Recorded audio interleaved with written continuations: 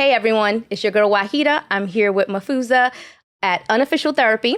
And today we have our guest, Sasha. Hi, how are you? I'm doing great. Thank you for having me. Of course, glad to see you again. It's been a while. Yes, it has been. Today we're talking about all things mental health and wellness for 2023, right?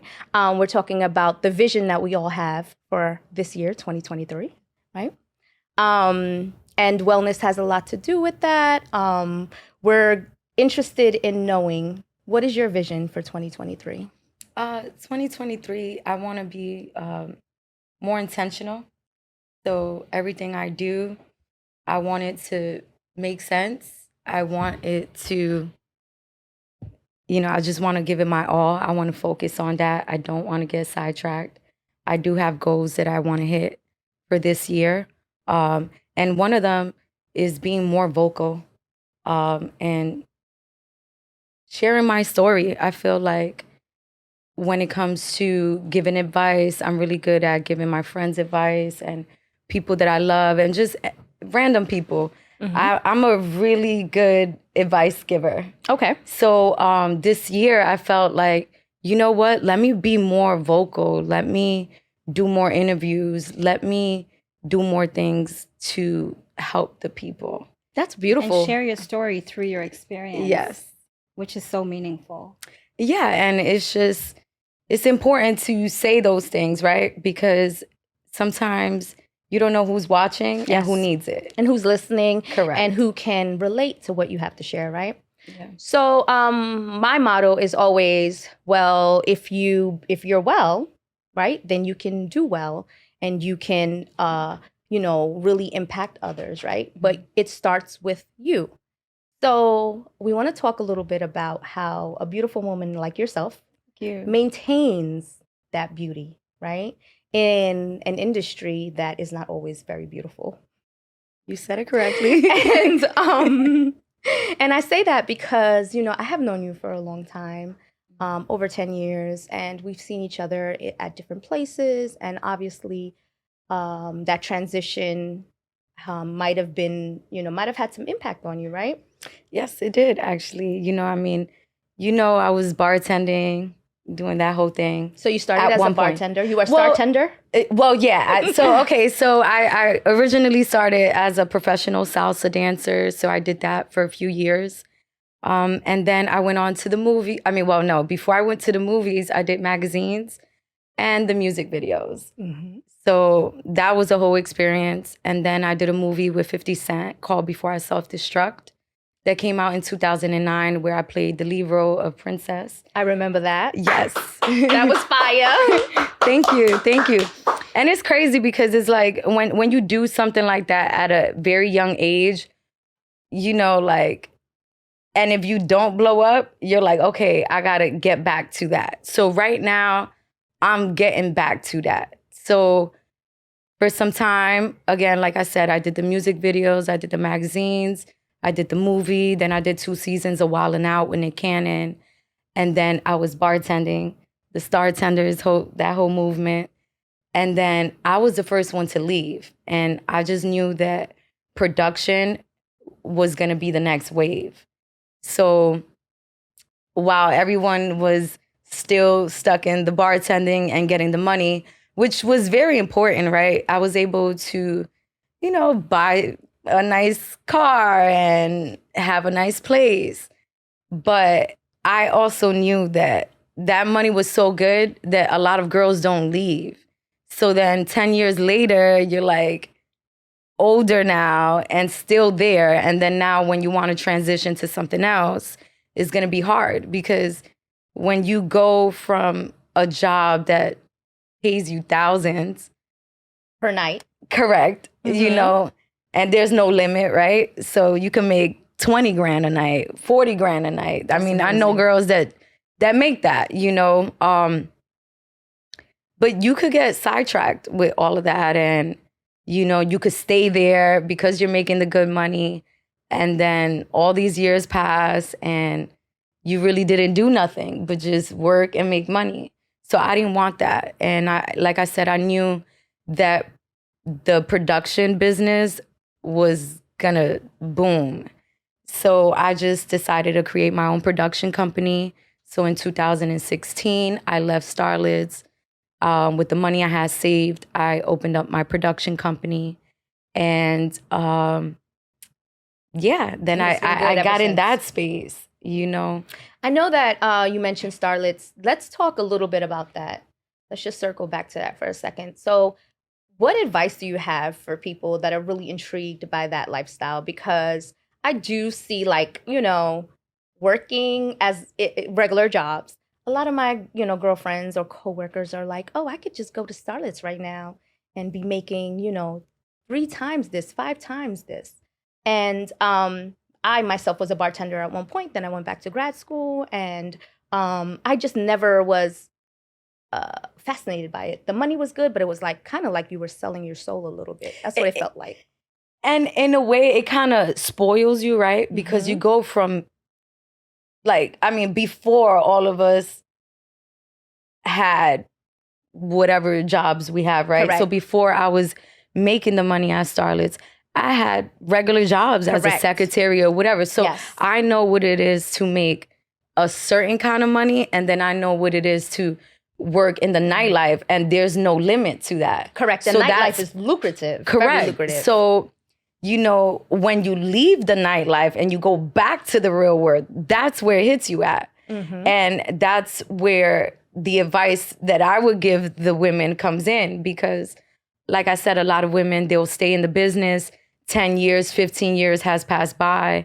And also being in the nightlife and having a relationship is very hard. Did you have a relationship at your time at Starlets? Was that possible? Yeah, I did. I did have my relationships while I was bartending, but it was hard because, like, especially girls, like, you're being away from your guy. You have to work the late night shift. The guy could be like, yo, all right, babe, have a good job, have a good night at work, And I'm gonna and go go do do me. his thing. Yes. And vice versa. Having a man in that industry is like hard on him because he's like, damn, my girl is bartending, all these ball players, all these rappers, all these people spending a lot of money. She might like that. And if I don't have that as a man, that could make a man insecure as well. That's an excellent point. Is that something that you noticed was a trend with every relationship you tried to have? So and I saw it both ways, right? So I saw it with the women because a lot of the girls will get in a relationship, right? They'll get wifed up by a guy. So now they'll get out of the space. So now they don't have to bartend anymore, right? But then when that relationship doesn't work, guess where they end up? Right back. Right back in the same space. There you go. And the reason why is because it's like when you go to the real world and try to make a honest living and money, and you're like, hold on, and you're taking taxes out of this, and I got to give you all my time. Hold on, this doesn't add up. So that's why a lot of women go back. But there's an expiration date for this lifestyle, right? Correct. I mean, listen, even with the bartending, just with everything. I mean, we've seen a lot of artists that are getting pushed out by the new artists, right? Yeah. So there's always a cycle, right? Correct. There's always a cycle. So if you don't take that money, even the same thing, like, back in 2009, I'm like, oh shit, I just did a movie with 50. Yeah, that's it. yes. I'm taking off. I'm gonna be a star. Correct. And if you don't have the right management, or you don't have like a good team, those things don't go as planned, right? Of course. So of course. Any lessons that you learned working with 50 Cent? Being in the same space, just seeing him day to day for that period. I would say that, that he's just not afraid to take chances and start, like, he's starting from scratch, and that's very important in this industry. And that's something that, I have as well. Like, I don't care if you see me starting from scratch. Sometimes people don't want to show that because it shows them starting at the very bottom and things not popping and things not working. But I don't mind that. That's interesting because that's exactly how I feel.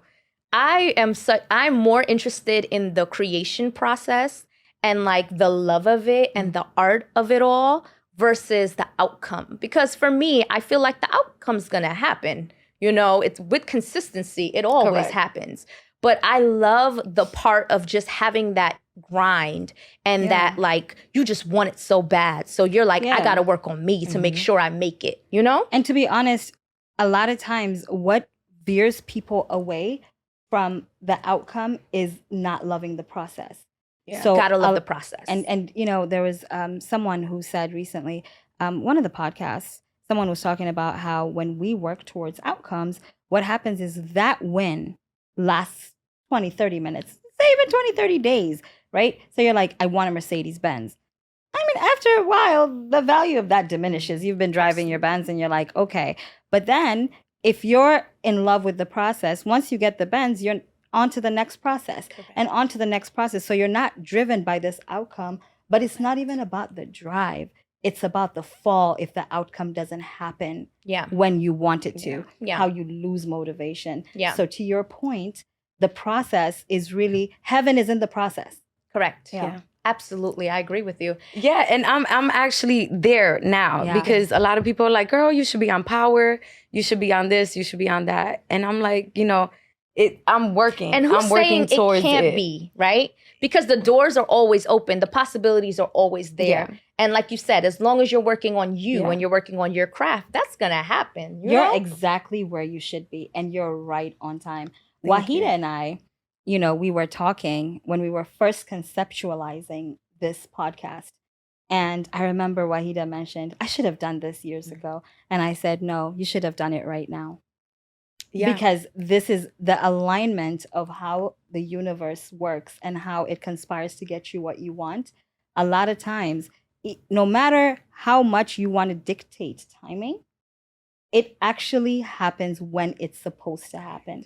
Absolutely. And I feel like, just to add on to what you were saying, it's like you have to enjoy it, right? Because if when you say those things like, damn, I should have did this then, or 3 years ago, it's like you're stealing the joy of now. Correct. Right? The joy of now. The power of now. Yes. Yeah. Because they say that if, you're depressed, is because you're stuck in the past. And they say if you're anxious, is because you're living worried in the about the future. future. Right? Preach, girl. What's interesting is that I was watching something with Oprah. And it was an interview she had with one of her guests, a very notable writer. And the writer was mentioning how people suffer. People suffer when they want something that doesn't belong to them. Yeah. And that's has a lot to do with like how we think this belongs to us, how we think this should happen when it should happen. And the truth of it all is that if it's for us, it's not gonna miss you. Ooh, you gotta be ready too, right? Because my thing was I used clap to. For that. I used to be like that. Be ready for it. You gotta be ready to receive it. Yeah. So and okay, because I went through that because I'm like, damn, I want this so bad. I want another film. I want to be in another series. I wish I was on this. I wish I was on that. But it's like, are you ready to receive it? Correct. And instead of being upset, I looked at it like, okay, well, let me put myself in that position to receive. Correct. Yep. Right? Correct. So what am I missing or what I need to brush up on? Yep. So like a few things for me were like getting the proper headshots, and getting a reel. And I didn't have those things, right? Yes, so yes. I'm like, all right, I know what I need to do to put myself in pockets. So when that door opens for me, I keep it and it's mine now. Correct. So I just changed the way I used to look at things. And I'm like, okay, well, there's many ways to get what you want. So if that one way doesn't work, figure out another way. So that's excellent. My mindset. Excellent. Until I get what I want. it goes into this common saying that preparation prevents poor performance. And that is true. right? That is, you know what? That was one of my favorites. Said that. Yes. Because that's very important. Yes. Because if you feel confident, you're not going to be nervous. It's going to show, and you're going to deliver, and you could think free. When you're nervous and anxious, you can't think straight, and then it shows. Like a lot of people that will look at you will pick it up. You can't keep your head in the game, but when you're prepared, you can keep that. You can keep your head in the game. Even like, remember the quote from the famous inventor where they say it's 90% planning, 10% execution. And it's really true. Like when you have 5 hours to do something, spend 4. Yeah. Actually strategizing. Correct. And then you will be able to do it in that 1 hour. I'm obviously paraphrasing this, so don't go quoting me and now fact checking me. But you get the concept, y'all. You're an engineer. And I am an engineer, and that's what I do. Exactly. Yeah. And a lot of my work is planning. Oh, thank you. It's all planning, right? And strategy. Exactly. But the hardest thing is execution, right? Oh my goodness. Talk about that. Although you said that most of it is planning, the hardest is execution. If you plan, though, that's the thing with execution is planning is part of execution, right? Because think about all the work you've done, right? That keeps you confident to be able to execute. Now, when you have external variables that your goal depends on, that's hard. But execution is really in the word in execution for me is the doing your part, right? Sometimes things may not align because all the external barriers have not allowed us to do what we need to do. And that's where we look at ourselves and say, what is this trying to teach me? Which, brings me to a question for you. Okay. In 2009, you had this movie, and obviously the expectation is like, things are going to explode for me. Things are going to go through this. And things didn't go in the way you visualized them. And this is not to say they didn't go well, because look at you. Yeah. Yes. Right? Yes. But they didn't go the way you visualized them. Talk to us about your process in that sense. Was there a little bit of a fall? Was there a little bit of a depression? How did you pick yourself up? And, what are the lessons you learned in that process? And you can tell us in story form, however you want to tell us. That's an amazing question, because I went through the roller coasters of that, thinking that, okay, I did a movie with 50, so that's it. I'm out of here, But I'm happy with the process and the way things turned out, because now I know the ins and outs of production, So now I own my own equipment. I have my own production company. So I'm not in the beg of mercy anymore. So now I put the power in my hands. That's right. So now anytime I want to shoot anything, I want to get anything out, I could do it, or I have the equipment to do it, and I can hire someone to do it. That's right. And then also I know a lot of people that are very talented, like you ladies. Thank you. I'm always looking for content. I'm always looking for movies and series, because I work for this network called the Forest Bias Network. Tell us about that. I'll bring you back. I just want to. We want to go into that. Because so I had to run off my own energy at times, because I knew where I wanted to be. And although I wanted to be there, I still felt like I had to learn a lot of things. Yes. Which helped me. Yes. Yeah. And now that I'm here, you see, because those things don't go away. I might have worked on things at the moment, which was building my production company, learning how to shoot, learning how to edit.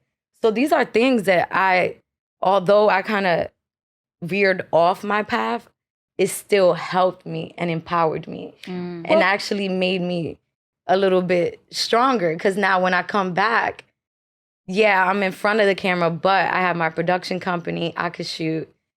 I could put you on. I could get you paid. Would you say you're better equipped? Different. You're better equipped. Absolutely. I'm like a double-edged sword now. You really are, because now you can talk to the directors, you can talk to the producers. You know exactly, and when you can speak their language, that is massive, because that makes you easy to work with. Yes. So do you think in a way that those ups and downs and having to run off your own fumes and all that, do you think that veered you towards your true path that you would not have known otherwise had you not gone through those downs and that low? Absolutely. 100%. And I'm thankful for it all because, like I said, I feel like I'm a double-edged sword now. You really are. I feel like now I come with something. So versus me saying, hey, can you put me on a movie or one of your things? Now I could say, okay, well, guess what? I want to do a show on you, on your family. And then That's power. And then now That's turning it around. Correct. Okay, mogul energy. And then sometimes, people like, shit, she bringing stuff to me. And then that opens the door for whatever you wanted. You see what I'm saying? Sometimes you have to learn how to work it. And that's what I'm saying. If you don't get through the door one way, figure out another way. There's always the back door, baby. Okay, and also busting down walls. The back door. Wait, which back door? What kind of back door? What back door you you talking about? Oh my God. This went like fast. Unofficial therapy after dark. Sasha, interestingly enough, what surprises me, given the fact that you've been in this industry for such a long time, and I know a woman being as beautiful as you are, as you still give me this soft energy, this kind, gentle energy. And I know things have not been gentle for you. No. However, you carry it so well. And I want to know, how do you do that? Well, it's called Moving with Grace. Grace. And this year, it's funny because I posted a picture and I'm like, moving with grace, because that's how I want to move. I want to move like with the flow and just light. I don't want no bad energy. I don't bring bad energy. I'm into helping others. I'm into, supporting people, especially women. When you told me about this podcast, I'm like, I'm there. Yes, immediately. And especially like mental health is very important to me. Yeah. Speaking about that. So that was very dope for me. Yeah. Because I'm like, yeah, you know what? Mental health, I want to talk about that. It's very important. It's very important because a lot of people, it's not about how you look, it's about how you feel, right? So a lot of people look a certain way, but don't feel that way that they look. Because it's such an illusion. Yeah. Even the illusion of social media and all these things. So someone may go on your social media page and make all these assumptions about your life. Oh, she's so beautiful. She's so lucky. But nobody knows the background and the grit that was required to get you to move with grace. And, it means so much to us that you're able to share that story, because people will make any assumptions, but I don't think they understand that they can relate to you in the sense where they look at you and they think everything just comes easy. And you're like, no, I've had my ups, I've had my downs, I've doubted myself, I've wondered, and I've had to really... Wanted to quit, wanted to everything, and but you can't, because like Jay-Z says, like, the genius thing I did was that I never gave up. And that's very important, because the times where you're ready to give up, those are the times where you're so close, or you just almost there. And if when you give up, now you don't know. Persistence. I remember my first job in television was with a Clear Channel. And it was out of New York. It was when I moved away. And I remember the director, he said, during our interview, he said, Wahida, I had to interview you. And I said, why? He said, because you were so persistent. And he was like, every single chance you got, there was like this measure of persistence that I knew I had to meet you. I knew I had to hire you. I knew that no matter what happened in your life, that you were not going to give up. You were going to make sure you came back at some point, and you still went for what you wanted. And I feel like that is very important. Absolutely. It's so funny. I was talking about that today because I had someone reach out to me. He's like a brand manager, but he had DM'd me one time. And it's funny because I told him today, I'm like, I'm glad you were persistent. Yes. Because sometimes, you reach out to people and they're not available. I mean, you're busy, you're doing something, right? Correct. But then that persistence was was going to make you win. So the fact that he was persistent, the second go around, I'm like, all right, what's up? Talk to me. Yes. You know, but it's those things that make you win in life. It's hunger. You know, It's really hunger. Hunger. Like, even like whenever I've interviewed people for a job and everything, for me, it's not about, oh, they have a 4.0 GPA or they've worked for this and that company or any of those things. For me, it's always been, how hungry are you? Because everything we do at this job, we can teach you. Yes. And sometimes you know, I used to have a thing where I'm like, okay, well, I don't, because there's a thin line between persistence and being a Annoyance. bug and Annoyance. So Yeah, I had to at one point, you know, I had to understand that, because I'm like, well, I'm not being a bug. I'm not being annoying. Yeah. I'm being a way. persistent about something I want. Because I'm adding value. Yeah. I know my value, and I know once you know my value, you're gonna be addicted to it. Interestingly enough, I remember one of the jobs that I have right now.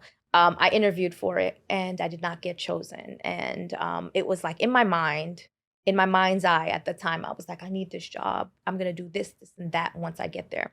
And now I'm one of the leaders in that role. But if I wasn't persistent, if I didn't apply again, if I didn't check in with them and say, hey, if that candidate doesn't work out, I'm still here. Yep. You know, because that's what happened. That candidate, see, one thing we have to remember, and I think it's very important, is sometimes when you're not chosen, it's not because you're not good enough. It's because just you're not the one. It wasn't the right time. And one, it wasn't the right time. But two, we're always thinking that people that are choosing have the right insight. Sometimes they don't. Correct. Sometimes there's lapse in their judgment. And we have to acknowledge that, because I know that for a fact. People are not all the time. As a professional, I look at professionals around me and I'm like, ooh, your judgment is bad, baby. You don't know what the fuck's going on. Because a lot of the times, people don't have good judgment. And so you might know your value. You might know what you bring to the table, but they don't know because they lack insight. And so, you know, that's facts. You know, and sometimes they have the right insight. Maybe you're just not the right person for the job. In that moment. And I had to tell myself that, because I used to kick myself in the ass and I was very hard on myself. Like when I would do like self-tapes and not, you know, book it, right? Yeah. So I'm like, damn, is there something wrong with me? Am I not good enough? You know, but then I also had to talk myself through it and say, you know what? It's not that you're not good enough. It's just you might not be what they're looking for. They might be looking for a girl with blonde hair, blue eyes. Correct. You're never gonna fit that. Correct. Right? Sometimes because that's not my look, right? Correct. Yep. So when I told myself that, and I told myself that, I was nice to myself. Look, stop beating yourself up. Yes. You just not the one for the job. And once I did that, I got over that. And then also to add on to what you're saying, sometimes even though it looks like people are in position, they don't run nothing. They're just put in that spot. You know, so sometimes you could be like, oh, this executive. But listen, that executive is there because he could be controlled, right? Yep. And he really don't got as much power as you think he has. So I also learned that too, being in the industry and being around people that could have put me on. I'm like, you know what? Now you just gotta do your own thing, you know, and do it for yourself, empower yourself, because the minute you're on somebody else's time, you're in the bag of their mercy. That's you know? right. That's You right. really are. And, you know, I had to learn that, you know, at the last job that I was at, which I'm going back to, but at the last job that I was at, I remember there was a role that was an associate director role. And I'm like, oh my God, I'm already doing this kind of work, so I'm going to apply for it. Matter of fact, I was already doing it while they were trying to hire someone for the role. Yes. So I applied for the role, and they didn't even interview me. Oh Mind you, I was already doing the work, and it broke my heart. And then I recommended someone for the role and said, whatever he lacks, I'll train him. They hired him. Like, it broke my soul. And I remember I knew I was too young for the role, and I ended up leaving the company, even though I knew I was already doing well. And everybody's like, Fuza, you're doing well. But I'm like, but I am acting as an associate director. So why can't I get paid like an associate director, right? But then there was a lot of red tape and there was a lot. Anyways, I let it go. I had a really good manager. Anyways, I ended up leaving for another role, which funny enough, I had applied to that company in 2019 when I was still a senior engineer. And I didn't get the job. So I applied for this new job and they had bought the company of the job they didn't hire me for. Wow. So as I'm interviewing, I'm like, he better not interview me, the one who didn't hire me. And I see him on it and it's a video interview and he goes, good to see you again, Mahfuza. And I'm like, shit. I'm like, you already didn't hire me for 2 roles below what I'm applying for. Yeah. And guess what? You got it. I didn't get it. But You they didn't? opened a job for me. They said we hired someone else, but you were so good that There we you go. created a job for you. And there you go. That's how you turn that no into power. Because So, yes. Yeah. You let it a go. lot of people tell you no because they got told no. Yeah. Or because they don't believe that it could be done. Yeah, and maybe So, there's you someone know, better than you at the time for the role. But they Correct. said, we don't want to let you go. And guess what? They hired me. At the previous company that I'm going back to, I'm going back as a director. That's There you beautiful. go. Congratulations. Thank you. And you know what I mean? And I couldn't get an associate director role. And now they're bringing me back on as that because I believed that, I mean, I was hurt, but I believed, Fuza, this is not your timing. This is like, you gotta let this go. And also give people who've rejected you a chance again. Because you may not have been what they need in that time, but you can't close doors on people who didn't see what you saw. It's funny because I'm going through that right now too, you know. So again, like I said, I'll be auditioning for these roles and stuff. And there was somebody that works in shooting movies and stuff like that. And, he told me no after he told me yes. And then he told me no. So that made me feel like, okay.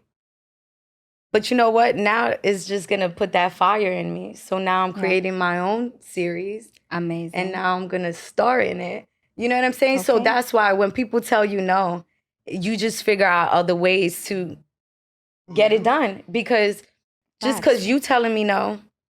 Yeah. And it's what okay. that means? You can't see it.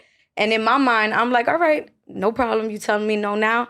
I'm going to get hot. And when you come back around and you see me, then we'll talk about it. And depending on where I'm at with it, which I always move with a good heart, even though I might take this stance right now. Yeah. Even though like when things come back around, because a lot of things came back around. And I'm pretty sure it happens with you guys in life general, right? People that do you wrong or people that don't believe in you and then come around and they see you, they like, yo, you doing your thing. And it's cool. I don't take that in a wrong way. I'm like, yo, you just don't see it. Yeah. But I know the value I bring. Exactly. Yesterday's price ain't today's price. And I know my value and I know what I bring. That's so right. just because I'm not in your crew, it's okay. Somebody's gonna see it and I'll be in their crew and they're gonna win with me. Exactly. So it's okay. So this brings me to a point in therapy. And I know, Mahfuza, you know this. I don't know if you've been in therapy. Have you been in therapy, Sasha? Official therapy? Not for myself. I did like therapy for like in a relationship. Oh, that's very sweet. That's good. That's still therapy. Yeah, that's that very sweet. that was a interesting eye-opener. experience. So it brings me to the topic of radical acceptance. Radical acceptance is a concept in therapy where you just accept radically whatever it is that you're facing, right? That's a real thing. So that you can move forward in your life. It's a game changer. Okay, so let's talk about it. Radical acceptance. Mahfuza, you've done it before I've in done it therapy, a so lot. chat with us about it. So I started working on acceptance last year when I started seeing a therapist consistently. I've been on and off with therapists, but I started really seeing her like every week. And on the days that I don't want to go are the days that I actually go when I actually need her. But I realized a lot of things that I accepted before that I thought I accepted, I resigned to, which means it was reluctant. But just accepting things and saying, this is supposed to happen. Things are happening as they should. Okay. And actually, the biggest thing for me is this is not happening to me. It's happening for me. And that sounds like a mantra that you use, right? I use it all. You hear me say it That's all the right. time. It's not happening to you. It's happening for you. And I truly believe that, because out of everything that happens, there's a lesson to learn. All the times I've been so heartbroken, so sad, so mad that things didn't happen as I wanted. I literally was crying over spilled milk. I was crying over something I could not control. And when you just accept it, and accepting doesn't mean giving up. So there's a spectrum, right? There's resignation, there's giving up, then there's just acceptance where you say, I will be still, because everything that's meant to be is happening as it should in this time. And just believing that no matter how much you don't like the outcome, removes the trying to control what has already happened. And Correct. remember, it's about keeping your head in the game. Correct. And so I'm still not perfect at radical acceptance. It's a practice. Yeah. It's not something you could just turn around because, there's times where you just don't fuck with whatever is happening. Give me one thing you've radically accepted in your life. I've radically accepted my parents as they are. Okay. Now, I want to go with you, Sasha, Yeah. because So- I'd like to know. Now you've heard what radical Yeah. acceptance Yeah. is. What do you radically accept? So I radically accept that I will no longer give the people power. So meaning, like, I used to be sad the same way. If I didn't get something, I used to be like, damn, like, what's going on? Even question yourself. And question myself Yeah. and just be down. I'm like, I'm not doing that no more. Yeah. So what I radically accept is that I'm no longer going to give the power to anyone else and give myself the power. So anything that I want, I'm going to learn it. Yeah. I'm going to learn how to do it. I'm going to figure it out so that I'm not at the beg of someone's mercy emotionally when they're That's playing with right. my heartstrings saying, That's right. oh, we don't want you for this role. Or no, okay. I mean, I can't create everything on my Everything. own, but what I will do in that time is I'm going to step it up. That's right. Any little loose ends, I'm going to make sure I tighten all that up. That's right. So in the meantime, I'm going to get myself right. But then in the meantime, I'm going to also tell myself, hey, don't give other people power. You got the power, Sasha.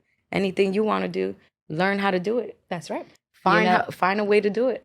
Sasha said, and hear me very closely, she said, you must not know who the F I am, but I do. Seriously, because think about it. We really let other people Yeah. hit us with no's and that shit.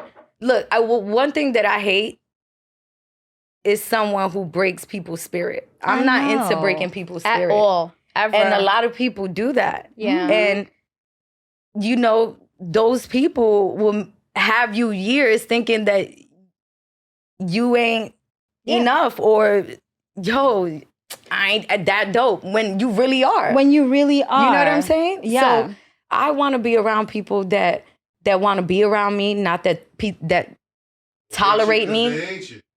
You know what I'm saying? Like, there's a saying, go where you're celebrated, not tolerated. Correct. Yeah. So it's all about those things. And for Yeah. this year, I want to be around creative people like you guys. Yeah, for like, sure. I want to be around dope people that talk about mental health, because that is a very serious topic and it's very important. And a lot of people don't know how to heal. And I was just telling my friends and my family that it's like when someone dies, it's like you're supposed to go back to work. You're supposed to feel better within a week or two. And that's not real. That's not real. That's not real. We push ourselves and we don't feel anymore. That's Go right. through the process, feel.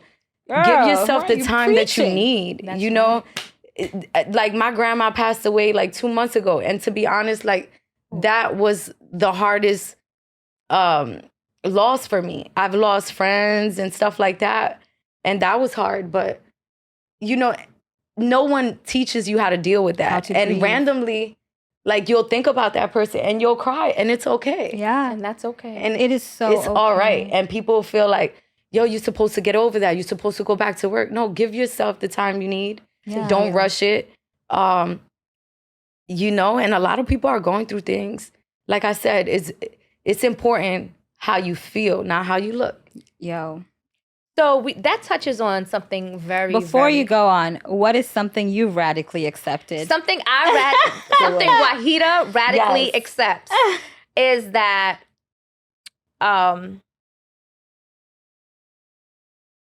I won't be celebrated by everyone, and that's okay, and I'm all right with that.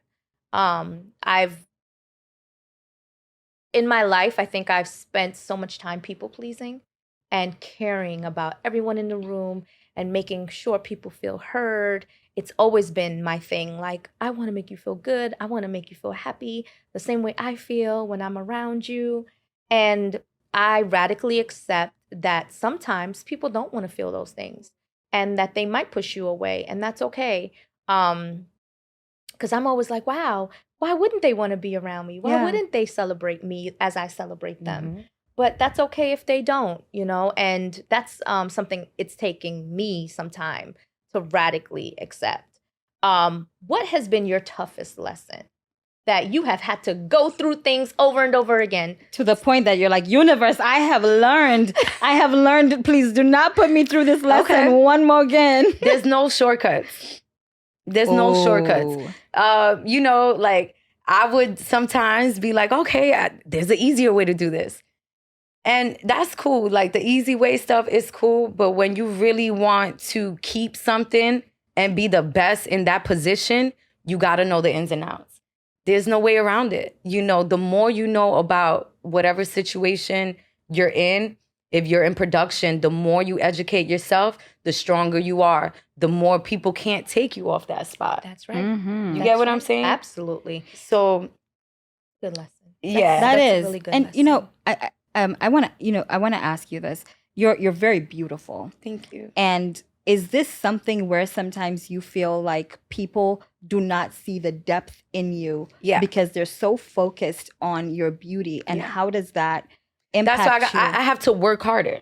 Absolutely. I have to work harder sucks. because it does. Because it's like, I'm over here like, you know, okay, what do I got to do? So Yeah. I have to learn all these things. I really have to educate myself because they're going to take it away from me. Any chance they get, they're going to try to discredit me. That's Because right. they'll say it's pretty privilege. Correct. Meanwhile, Oh, you you're just like, they just gave it to you. But when I first started in production, working with my fiance, I was holding a boom in a club. Like, you know, people get embarrassed. Like, yeah. oh, I'm too hot to be holding a boom. I'm too hot to be recording somebody. I should be the one that they should be recording. That's right. And I put all those things to the back burner. I got to work.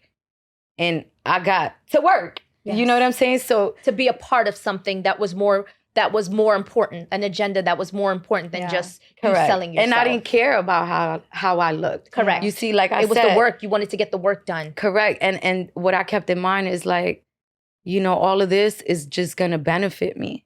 It's just gonna make me look doper because I'm like, okay, usually they'll expect, okay, she's in front of the camera. No, I'm in front of the camera, but I have my production company. I also shoot.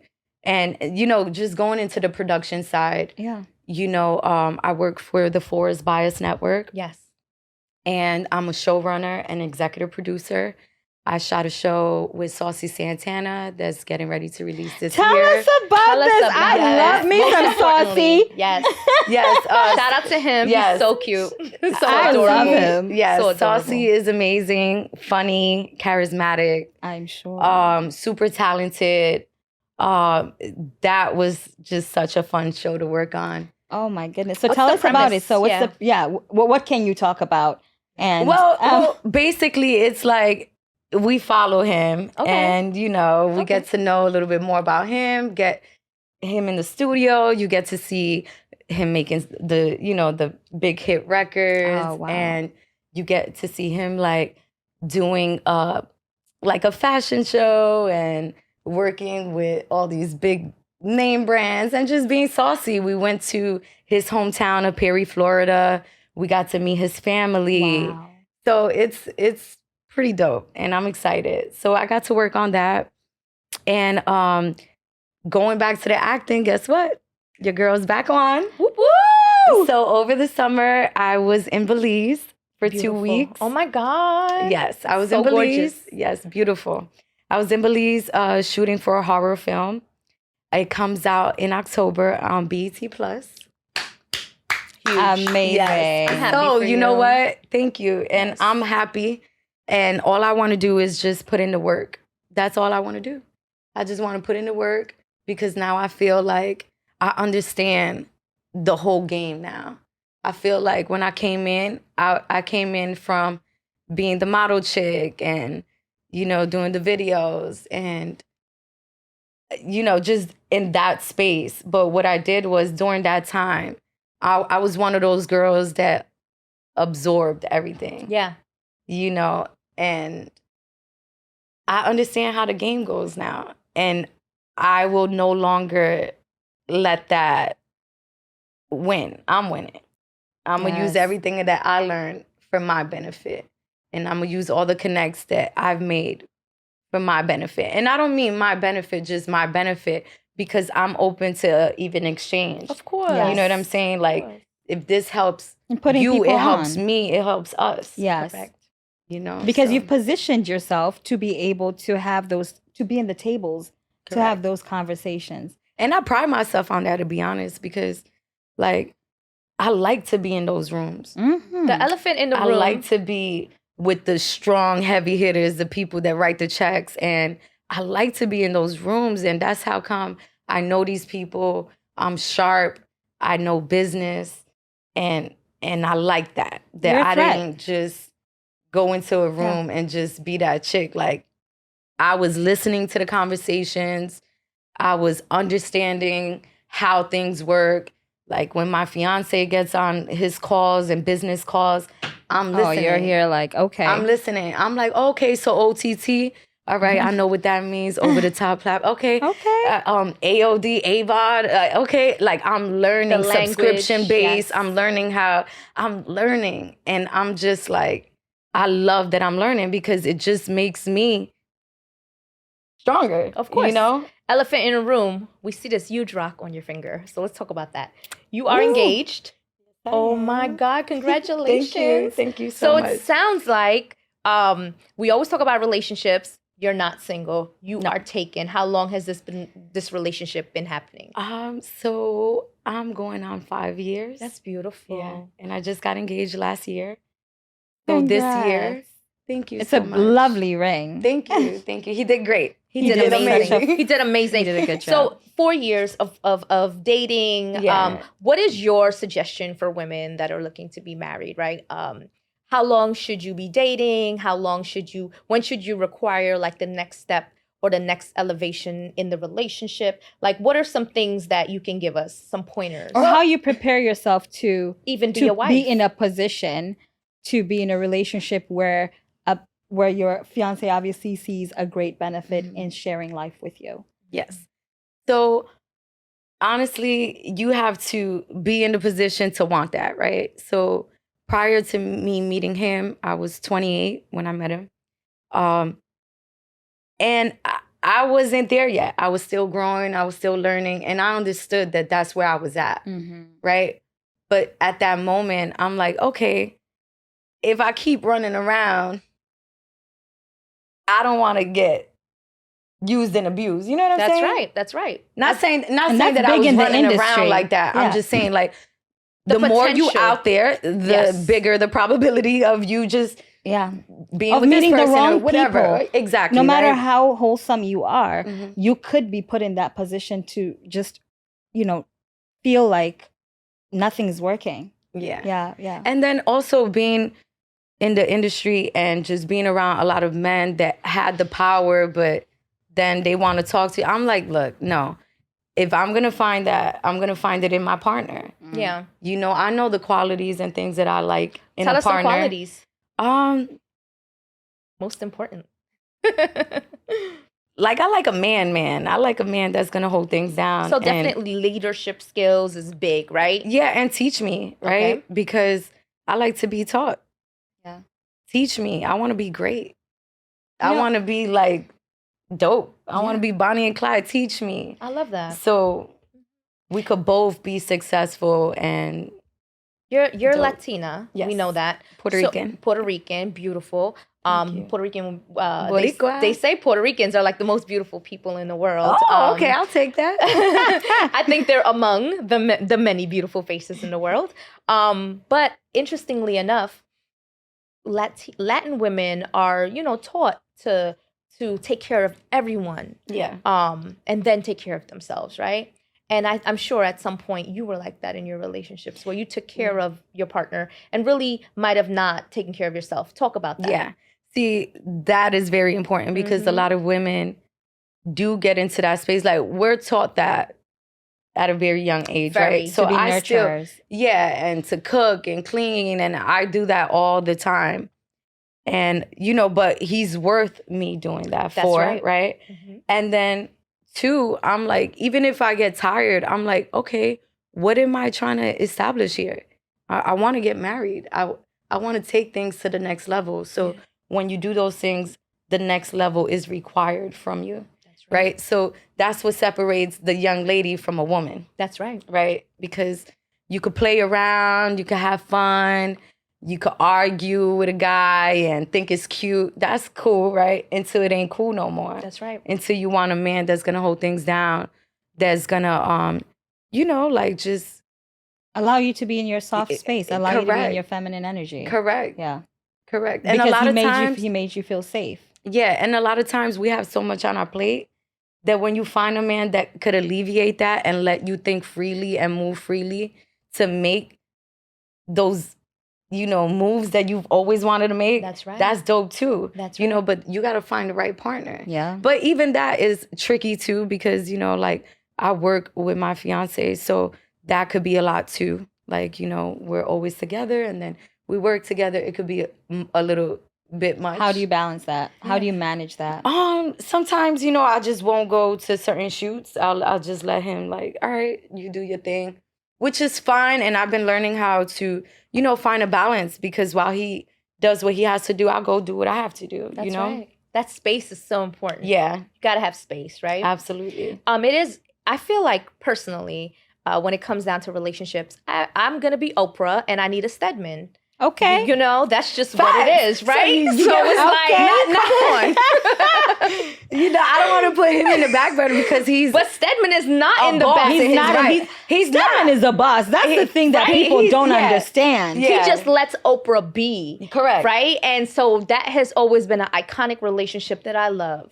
And I aspire for a man that is willing to let you shine, be in your glory, and is there. Yeah. And he's there. He's always going to be there, but he's not pulling you down. Yeah. And I watched an interview with Oprah and Jennifer Lopez, and she mentions that in her marriage. At one point, that's what it felt like. So do you ever worry about that? I do. Especially like in the industry that I'm in with the acting, it could be a little bit hard to have a partner and then they're like, yo, I don't want you kissing someone or doing certain kind of scenes. So that could be, a little shaky part because, you don't want to upset your partner, Yeah. but at the same time, you want to go after your dreams and, do the damn thing. So pure communication that could be, is probably what's important. and trust. And trust. Yeah. One thing I'm sensing, just in having this conversation with you is that you don't operate with ego. No, I do not. And I'd like to understand, because, we all know our egos exist somewhere. Yeah, because we could turn it on if we want to. We could turn but it I on. don't. Yeah. So talk to us about that. How, when you make a decision to not operate on ego, and how do you know when your ego steps in the room? And and how do you subdue it? Okay, great question. I don't let ego come into play because I know we're all humans. Yeah. So if I understand that concept already, if I understand that right there, I understand that we're going to make mistakes, Yeah. that we're not always going to see eye to eye. So once I get that, then that's it. Once you understand the main thing, that's it. You get the main thing. The main thing is we're humans. Yeah. So because I understand that, I never get beside myself there because I know that that could happen to me too. Yeah. And I know that that conversation could change. And now you could be telling me, Yeah. And you the ain't ego this, you ain't that. doesn't So I'm do like, none of I the don't do things. that. Yeah, you're like, I'm not messing with the ego. I'm gonna subdue it, because sometimes the ego comes to the room and busts doors down, and you're like, yo, you could have just knocked. And I check and I check it, and I check it when I see myself going back and forth. You know what I'm saying? Like, if there's back and forth now between you and another person, I'm not doing that, because it's the ego driving you to drive me out my zone, and I'm not going to do that. You see, I always want to be in control. I always want to be in my power, because the minute I'm taking off, I don't know how I'm going to react. I don't know how I'm going to be. And by me feeling that, it's like, nah, I'm not going to make myself look crazy. You don't want to go there. I mean, we've all gone there in the past, and you're like, no, I've worked too hard to get to where I am. And, I love that. I think there's such a soft energy to you. And, it seems like, we've all been through so much. And a lot of times people think softness is associated with having a padded past. And sometimes softness is associated with having seen the dark. Ooh, I like that. Right? So it's so important to know that. Interestingly enough, Sasha, we talk about darkness. Tell us a quick story. Have you ever been cheated on? And when you found out, what did you do? What'd you do? I don't think I've ever been cheated on, because, I've had relationships that are not relationships. Yeah, so yeah. it's like situations where it's Situationships. like, and if I understand that, then I gotta respect it. I can't even get mad. But it hurts the same. It does hurt.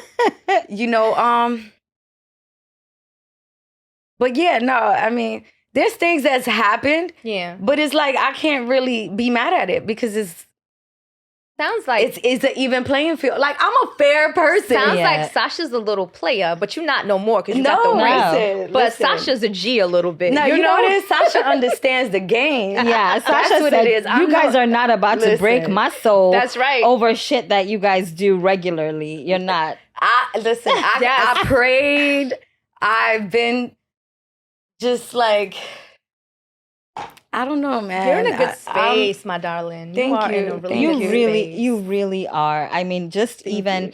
this conversation and just the lightness that you operate in, just you're not being dragged down by shackles. That's And right. it's such And a I'm not trying to be nobody who I'm not. Like, I'm not a fraud. I'm none of that. You, I don't you like try that soft to- life. You like that Yeah, soft life. and I'm just real. Like, I'm Yeah. gonna tell you how it is. If I can help you, I'll help you. If I could motivate you, I'll motivate you. I love encouraging people. Like, I don't know. Like, I really have a soft heart. You do. I really do. And that's what I think, and we go back to this, of what makes someone marriage material. I think that's like a really important thing, right? I was reading something about relationships, and they mentioned men want people that support them, that love them, that encourage them, and that give them grace. that are soft. Yeah. You see, I could get a little rough sometimes. Everybody could, but I think you know, I try to give my fiance grace. Grace, lots of You grace. know. That's how it works. That's why Stedman and Oprah work. Because of grace, you Yes. gotta give grace. We're so thankful for you joining us today. It means so much to us because this conversation has been so meaningful, and it's very important to continue to have these conversations moving forward. And we're excited for your Thank you. movie. Thank you. I can't wait I'm to see excited. it. I feel so good to be like, yo, you know what? I'm back on track. And that's why this year Yeah. I'm just gonna focus on getting more movies, Yes. more series, and that's all I want to work on. And I have my publishing company for children Oh, amazing. as well. And I had a #1 bestseller which my son, the general, I'm love not him. sure if you know him. Of course, we know him. TMZ picked it up. It was a #1 bestseller. The kids love it. Snoop bought like 500 books for his kids. Oh my God, that's so thoughtful. I did the book with Kid Champs, Drink Champs. Yes. We did it for the kids. Oh, wow. That my did God, well. that's So, so I'm just working, trying to do good things for my community, for my people. You are such an icon. And, thank you so much. in my mind's eye, I see that for you. Thank you. So good luck with everything. And you're you. always invited to come back. Thank you. Thank Oh, you. yes. I mean, please come back. Oh, absolutely. And with that Without a said, doubt, I'm here. with that said, unofficial therapy. Yes. With Ooh, I Miss needed that. Sasha. I needed that. I feel so much lighter. That was so good. Well, I needed that too. I needed it too, girl. Thank you We all guys. needed that. We all needed that. Bye, everyone. Bye.